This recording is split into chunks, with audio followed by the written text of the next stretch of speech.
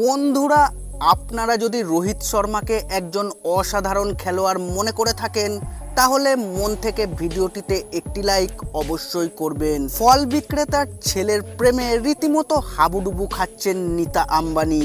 মুম্বাই ইন্ডিয়ান্সে যোগ দেওয়ার জন্য করলেন মোটা টাকার অফার। কে এই ক্রিকেটার বিস্তারিত জানাবো বন্ধুরা, তার আগে ভিডিওটি পুরো দেখো এবং চ্যানেলে নতুন এসে থাকলে চ্যানেলটিকে সাবস্ক্রাইব করবে। আইপিএল 2025-এর মেগা নিলামের আয়োজন করা হবে। অনেক খেলোয়াড়ের ভাগ্য পরিবর্তন হলে অনেক খেলোয়াড় দল থেকেও বাদ পড়বে। হার্দিক পান্ডিয়ার নেতৃত্বাধীন মুম্বাই ইন্ডিয়ান্সেও অনেক পরিবর্তন দেখা যাবে। দল থেকে বাদ পড়তে পারেন অনেক সিনিয়র খেলোয়াড়। নীতা আম্বানি আইপিএল 2025-এ মুম্বাই ইন্ডিয়ান্সে এই ফল বিক্রেতার ছেলেকে অন্তর্ভুক্ত করতে পারেন। মুম্বাই ইন্ডিয়ান্স আইপিএল 2025-এর মেগা নিলামে ফাস্ট বোলার ওমরান মালিককে তাদের দলের অংশ করতে পারে। বর্তমানে ওমরান হায়দ্রাবাদের একটি অংশ, কিন্তু 2024-এর আইপিএলে খেলার তেমন সুযোগ পাননি তিনি। তবে নজর থাকছে মুম্বাই ইন্ডিয়ান্সের। ফ্র্যাঞ্চাইজি তার ওপর বাজি ধরতে পারে। আপনাদের জানিয়ে রাখি, ওমরানের বাবা একজন ফল বিক্রেতা। আসন্ন মেগা নিলামে মুম্বাই ইন্ডিয়ান্স তাদের দলে অনেক পরিবর্তন আনবে। আইপিএল 2024-এ দলের পারফরমেন্স ছিল খুব হতাশাজনক।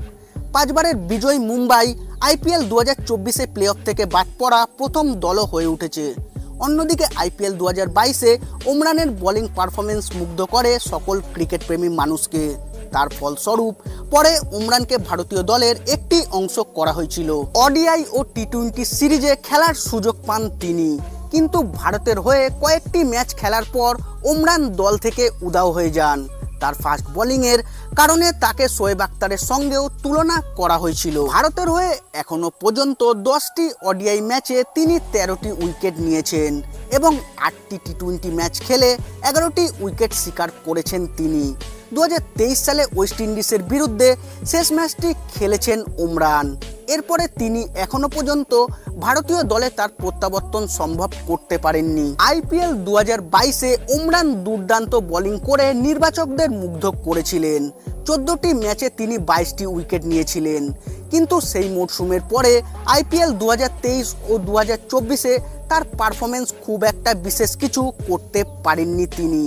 আইপিএল 2023-এ 8টি ম্যাচে 5টি উইকেট নিয়েছিলেন এবং আইপিএল 2024-এ মাত্র একটি ম্যাচ খেলেন এবং তাতে কোনো সাফল্য পাননি তিনি।